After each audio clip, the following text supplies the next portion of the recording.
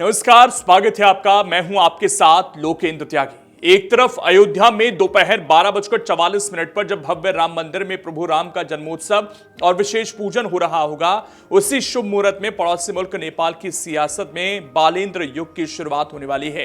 Engineering की बारीकियों से देश की तकदीर लिखने का सफर तय करने वाले बालेंद्र शाह आज नेपाल के प्रधानमंत्री पद की शपथ लेने जा रहे हैं। इस शपथ ग्रहण समारोह में हिंदुत्व की एक विशेष झलक देखने को मिलेगी। काठमांडू की गलियों से शुरू हुआ एक निर्दलीय युवा का सफर देश के सर्वोच्च शिखर तक जा पहुंचा है। यह जीत सामान्य नहीं, यह नेपाल के इतिहास की वो गूंज है जिसने दशकों पुराने राजनीतिक किलों को ढहा दिया है। संसदीय चुनावों के नतीजों ने पूरी दुनिया को चौंका दिया है। बालेंद्र शाह ने चुनावी अखाड़े में पूर्व प्रधानमंत्री केपी शर्मा ओली जैसे दिग्गज को पटखनी दी है। आंकड़ों की जुबानी कहें तो बालेंद्र को कुल 68,348 वोट हासिल हुए, जबकि अनुभवी ओली महज 18,734 वोटों पर सिमट कर रह गए।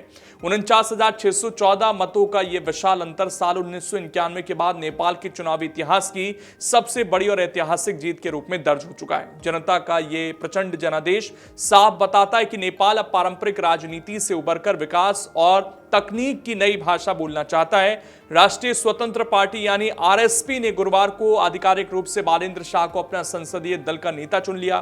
प्रतिनिधि सभा की 275 सीटों में से 182 सीटों पर मिली भारी जीत ने उनके प्रधानमंत्री बनने का मार्ग पहले ही प्रशस्त कर दिया था।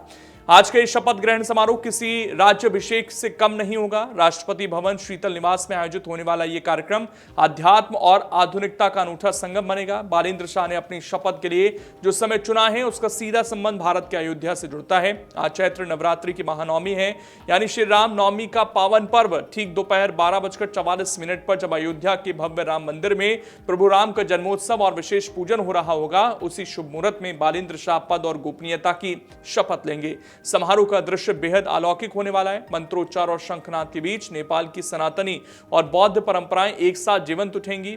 आयोजन में 108 वैदिक बटुकों द्वारा स्वास्थ्य वाचन किया जाएगा, जो वातावरण को शुद्ध और मंगलकारी बनाएगा। वहीं 107 बौद्ध लामा गुरु मंगल पाठ के जरिए शांति और समृद्धि की प्रार्थना करेंगे। इसके अलावा 7 ब्राह्मणों द्वारा सामूहिक शंखनाद किया जाएगा।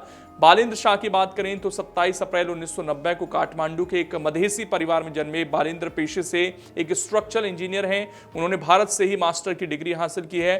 उनकी यही तकनीकी समझ काठमांडू के मेयर के रूप में उनकी सफलता का आधार बनी। साल 2022 में जब उन्होंने एक निर्दलीय उम्मीदवार के तौर पर काठमांडू नगर पालिका का चुनाव जीता, तभी साफ हो गया था कि नेपाल की जेन जेड पीढ़ी अब बदलाव के लिए तैयार है। युवाओं के उस आंदोलन ने एक ऐसी लहर पैदा की जिसने पुरानी व्यवस्था को उखाड़ फेंका और बालेंद्र शाह को जननायक बना दिया। बालेंद्र शाह के पास बुनियादी ढांचे, शहरी विकास और सार्वजनिक कार्यों की जो व्यवहारिक समझ है, उससे नेपाल की जनता को एक आधुनिक और समृद्ध राष्ट्र की उम्मीद है।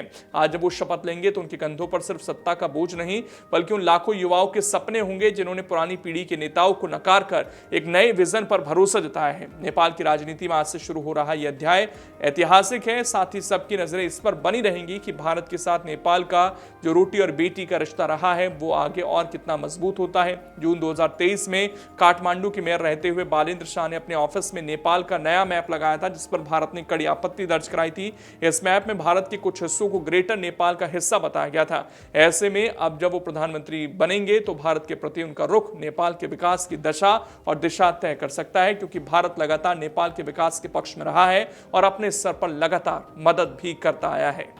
अगर आप ये वीडियो YouTube पर देख रहे हैं तो हमारे चैनल को सब्सक्राइब कर बेल आइकन दबाएं और Facebook पर देख रहे हैं तो हमारे पेज को लाइक करें।